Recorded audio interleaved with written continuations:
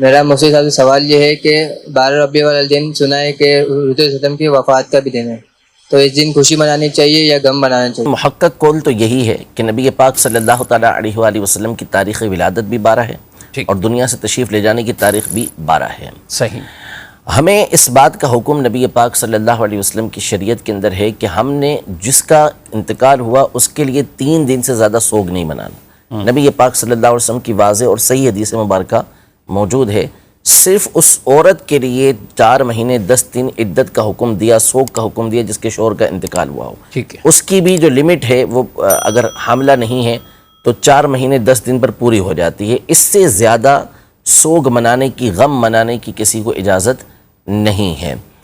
تو اب 12 تاریخ جو ہے نبی پاک صلی اللہ تعالیٰ علیہ وآلہ وسلم کا جب وصال ہوا تو ظاہر ہے کہ 3 دن سے تو بہت لمبا عرصہ گزر چکا، جو غم تھا وہ 3 دن منانے کی اجازت تھی۔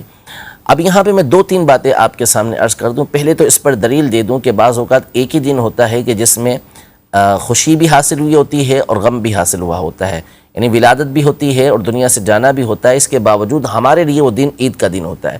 اس کی سب سے بڑی مثال جمعہ کا دن ہے کہ جمعہ کا دن مومنوں کے لیے عید کا دن قرار دیا گیا اور سید الایام قرار دیا گیا، اور اس کی جو مختلف وجوہات بیان کی گئیں حدیث مبارکہ میں نبی پاک صلی اللہ علیہ وسلم نے حضرت آدم علی نبینا و علیہ السلام کے لیے ارشاد فرمایا کہ فیہ خلق آدم، اسی میں حضرت آدم علیہ السلام کی ولادت ہوئی، وفیہ مات، اور اسی میں حضرت آدم علیہ السلام دنیا سے تشریف لے کر گئے۔ تو دونوں ایک ہی دن ہوا، یعنی جمعہ کا دن تھا اسی دن ولادت ہوئی، جمعہ کا دن تھا اسی دن دنیا سے پردہ فرمایا، لیکن اس کے باوجود ہمارے لیے جمعہ کا دن عید کا دن قرار دیا گیا۔ ٹھیک ہے۔ حالانکہ ہمارے جد امجد کی، ہمارے والد کی ظاہر ہے کہ اس دن وفات ہے، لیکن اس کا ہمیں حکم نہیں دیا گیا کہ ہم اس کا غم منائیں۔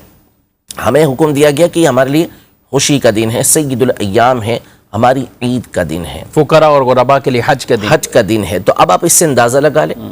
دوسری بات یہ کہ مسئلہ یہ نہیں ہے کہ خوشی یا غم، تو جناب آپ غم منا کے دکھا دیں۔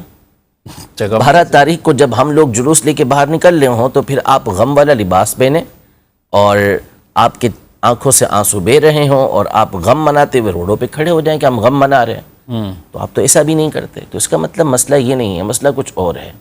تو خوشی منانا یہ شریعت مطہرہ کا حکم ہے کہ ولادت کا دن ہے تو اس میں خوشی منائی جائے گی، اور جب ایک ہی دن ہو وفات کا اور پیدائش کا تو ہم نے خوشی کے دن، خوشی کے موقع کو لینا ہے۔ غم کی ہماری شریعت میں 3 دن سے زیادہ کی اجازت نہیں ہے۔ حیاتی خیر لکم و مماتی خیر لکم، کچھ اس پہ جی میری یہ تو نبی پاک صلی اللہ تعالیٰ علیہ وآلہ وسلم کی کثیر احادیث طیبہ اس حوالے سے موجود ہیں کہ ایک تو یہی جو آپ نے حدیث پاک بیان کی مسند بزار کی کہ میری زندگی تمہارے لیے بہتر ہے اور میری دنیا سے رخصتی بھی تمہارے لیے بہتر ہے۔ زندگی اس لیے بہتر ہے کہ تم سوال کرتے ہو، پوچھتے ہو تو میں تمہیں جواب دیتا ہوں۔ دنیا سے پردہ فرما جانا اس لیے بہتر ہے کہ تمہارے اعمال مجھ پر پیش کیے جائیں گے، تو جب تمہارے اعمال پیش ہوں گے، اچھے ہوں گے تو میں خوش ہوں گا، اور جس کے اندر برائی ہوگی تو اس کے لیے میں اللہ کی بارگاہ میں استغفار کروں گا۔ یہ حدیث پاک کا خلاصہ ہے۔ دوسرا صحیح مسلم شریف کی حدیث مبارکہ ہے کہ نبی پاک صلی اللہ علیہ وسلم نے ارشاد فرمایا کہ جب اللہ پاک کسی امت کے ساتھ بھلائی کا ارادہ فرماتا ہے تو ان سے پہلے ان کے نبی علیہ السلام کو اٹھا لیتا ہے، یعنی ان کی جو دنیا سے ان کی جو وفات ہوتی ہے، انتقال ہوتا ہے، وہ اس امت سے پہلے ہو جاتا ہے۔ اب یہ نبی علیہ السلام آگے جا کے ان کے لیے ذخیرہ بنتے ہیں اور ان کے لیے راحت کا سامان کرتے ہیں۔ اور جب اللہ پاک کسی نبی علیہ السلام کو امت کے بعد اٹھاتا ہے، یعنی ان کی امت کو پہلے عذاب دیتا ہے، تو عذاب دے کر جب اللہ پاک کسی قوم کے ساتھ عذاب دینے کا ارادہ کرتا ہے تو اس نبی علیہ السلام کے سامنے اس کی قوم کو عذاب دیتا ہے تاکہ اس کے ذریعے ان کی آنکھیں ٹھنڈی ہوں۔ تو نبی پاک صلی اللہ تعالیٰ پچھلی امتوں میں ایسے ہوئے ہیں، واقعات ہوئے ہیں بھی کثرت کے ساتھ ہیں ایسے۔